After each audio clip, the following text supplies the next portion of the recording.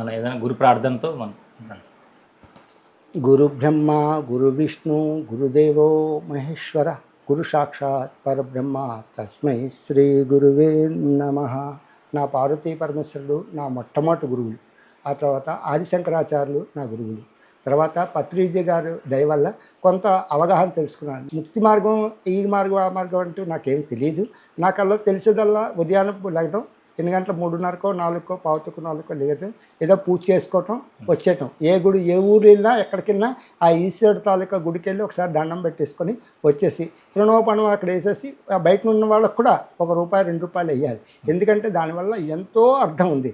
ఏంటంటే దానం అనేది చాలా ఉన్నతమైన శక్తి. దానివల్ల మన ఆయుష్ కూడా పెరుగుతుంది. మనకు లోపలికి వెళ్ళి అక్కడ తృణోపణం వేయడం అంటే ఒక ఏది లేకపోతే మారేడాకులైనా సరే ఒక 10 వేయడం వల్ల ఆ ఈశ్వరుడు ఎంతో సంతృష్టిపడతాడు. ఎందుకంటే గుడి లోపల కొన్ని గుడిలో నీళ్ళు ఏది ఏ నీరు కాబట్టి కనీసం ఆ పత్రిని పంపించడం వల్ల ఆ ఈశ్వరుడికి అది నిల్చొని ఉంటుంది. అక్కడ నీరు వేసినా మీకు నిల్చొని ఉండదు, కిందకి వెళ్ళిపోతుంది. అదే అయితే మీరు పత్రి పంపించగానే ఆ పత్రిని జాగ్రత్తగా అతను మీద పెడతారు. ఆ విధంగా ప్రతి గుళ్ళోని కూడా ఉండే లింగాలు, సమస్త లింగాలు కూడా ఏంటనుకుంటామంటే లింగం ఏదో మట్టి ఏదో రాయి అనుకుంటాం. కాదు, మనం కొన్ని ఆత్మలు, కొన్ని రూపాలు ఆ ఈశ్వరుడికి ప్రార్థన చేసుకొని పూజించుకొని అవే మళ్ళా లింగ రూపంలో ఉండి వాళ్ళు మళ్ళీ పూజించబడుతున్నారు. మళ్ళీ వాళ్ళని పూజించిన వాళ్ళు ఇంకా పెద్ద లింగాలు, ఇంకా పెద్ద లింగాలు అయిపోతాయి. వాళ్ళందరూ ఎవరో కాదు, జీవులే. అంతేగాని అదేదో లింగము, అదేదో మట్టి, అదేదో రాయి అనుకోవడం మన భ్రమ. ఎందుకంటే దాంట్లో ఉన్న సహస్రమైన రహస్యం ఉంది. ప్రతి గుడిలో కూడా మీకు ఏదో ఒక కోరిక తీరుస్తారు. మీ ఇష్టం వచ్చిన గుడికి వెళ్ళండి, మీ ఇష్టం వచ్చిన దగ్గరికి వెళ్ళండి. వెళ్ళి అక్కడ శుభ్రంగా మనస్ఫూర్తిగా ఒక దండం పెట్టుకొని, ఒక నమస్కారం పెట్టుకొని, ఒక 5 నిమిషాలు కూర్చొని మీకు ఏది కావస్తే అది కోరుకోండి, అది మీకు జరుగుతుంది. ఇంకొక వ్యక్తి గురించి ఆలోచించకండి, మీ గురించి ఆలోచించకండి. మీకు ఉన్నతం ఔన్నత్యం కూడా జరుగుతుంది. ఈ యోగ మార్గంలోకి, ఈ సాధన మార్గంలోకి రావడమే చాలా అదృష్టం. కానీ మీరు ఈ సాధనా మార్గంలోకి వచ్చి కాసేపు ధ్యానం చేసుకుందామని వచ్చింది మీకు. అసలు ఈ షట్చక్రాలు అంటే ఏంటి, ఎలా మన అక్షరమాలతో ఈ షట్చక్ర భేదన ఏ విధంగా జరుగుతుంటుంది, వాటి వెనుక ఈ రహస్యాలు ఉన్నాయి అని తెలుసుకోవాలనే కుతూహలం ఎలా కలిగింది, ఆ రహస్యాలు మీకు ఎలా తెలియబడ్డాయి?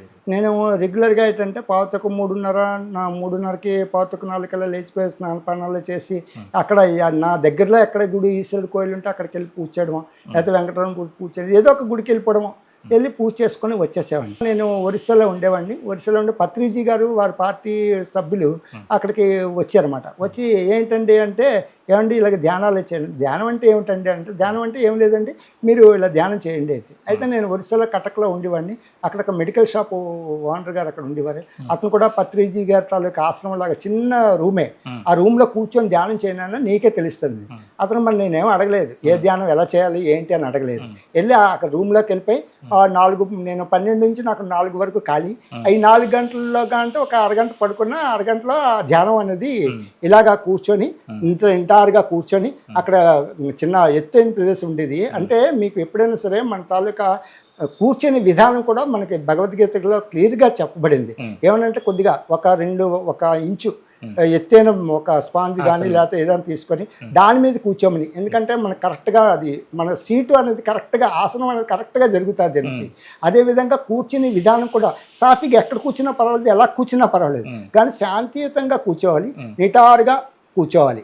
అంతేగాని అలాగా కూర్చొని చేయకూడదు. అలాగని పూర్తిగా నిద్రపోకూడదు, పూర్తిగా అపనిద్రపోకూడదు. అలాగే ఆ విధంగా ధ్యానం చేయడం వల్ల పూర్తిగా ధ్యాన నిష్ట కలుగుతుంది.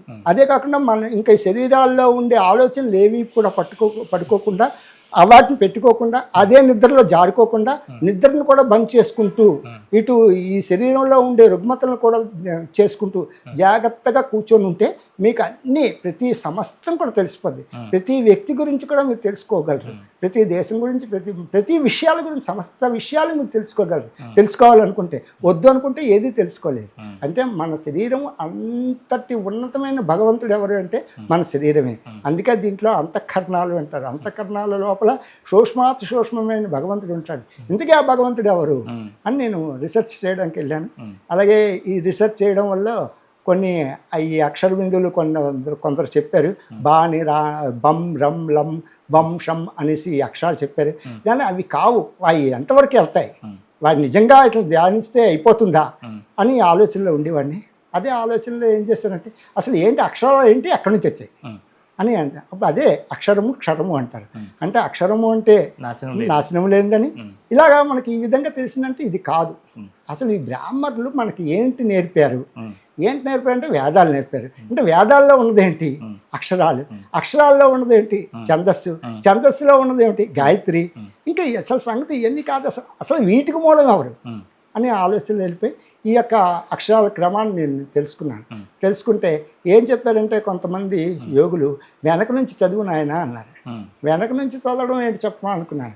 అంటే లాస్ట్ అక్షరం మనకి బండిరా అవుతుంది. బండిరా వచ్చినప్పుడు రమ్ అవుతుంది.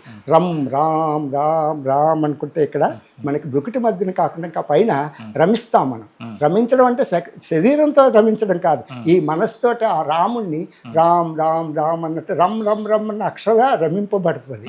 అందుకే మనకి పూర్వం నుంచి ఇంగ్లీష్లో మాట్లాడండి, హిందీలో మాట్లాడండి, మీ ఇష్టం వచ్చిన భాషలో మాట్లాడండి, అది అక్షర తాలూకా క్రమం అది బండిరా. ఆ తర్వాత అక్షరం హంసం, ఆ తర్వాత అక్షరం మనకి వాషాష, ఆ తర్వాత బాబా మమ్మ అయ్యారు. అలాగా ఈ అక్షరాలు క్రమంగా వెళుతూ ఉంటే వెనక నుంచి వెళ్తూ ఉంటే మీకు ఆ అక్షరాలు కరెక్ట్గా సరిపోతాయి. లేదా మీరు ఆ దగ్గర నుంచి మొదలు ఓం అనుకుంటే వక్షాక్షరం అంటారు, అదే రామ్ అనుకుంటే వక్షాక్షరం, ఎందుకంటే 0 లెక్కల్లోకి రావు.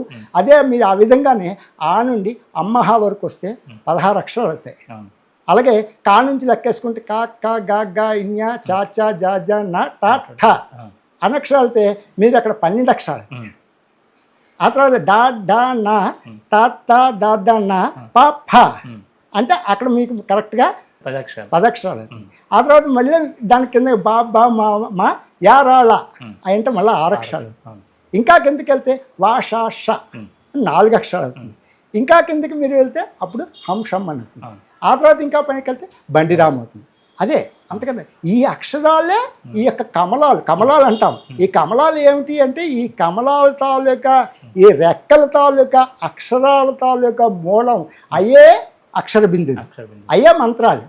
ఈ మంత్రాలని కొంతమంది బమ్మని రమ్మని వమ్మని లమ్మని ఇవన్నీ బీజాక్షరాలు అంటారు. కానీ వాళ్ళు ఏవో తెలుసుకుని వాళ్ళు చెప్పారు. కానీ నిజం ఏంటి అంటే ఈ అక్షరాలే ఈ మంత్రాలే మనకు ఐఎల్. ఇప్పుడు ఐఎల్ రాలేదంటే అది చదువు లేదు రావట్లేదు అంటారు. అందుకనే అక్షరం వేరు చదువు వేరు కాదు, ఈ అక్షరాలే ప్రతి భాషలో ఉండేవి అదే అక్షరాలు. అవి ఉల్టాగా చదివినా సీదా చదివినా ఏది చదివినా. ఇంగ్లీష్లో మీరు చూడండి ఏమంటారు, AIOUE అంటారు, అవి అంటారు. అంటే యాన్ అని యాపిల్ అని ఇవన్నీ చెప్తారు కదా. ఆ అక్షరాలు ఏంటి మన అక్షరాలే. అక్కడ మనకు గురువులు లఘువులు అంటాం కదా, ఇవన్నీ లఘువులు గురువులు అంతే. మీరు అక్కడ వీళ్ళలో చూడండి ఆ అక్షరం ఏంటి పడుతుందో అవి ఒకటే వేరు కాదు.